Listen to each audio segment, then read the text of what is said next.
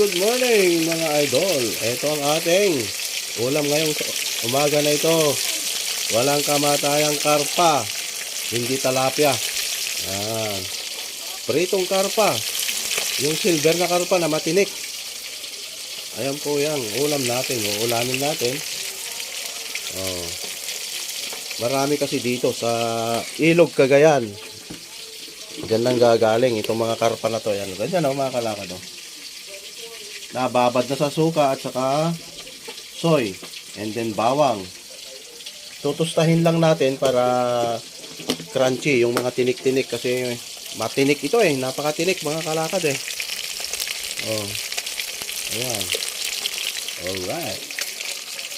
Napakatinik yan Tutustahin lang natin yung pagkaprito para kahit tinik pwede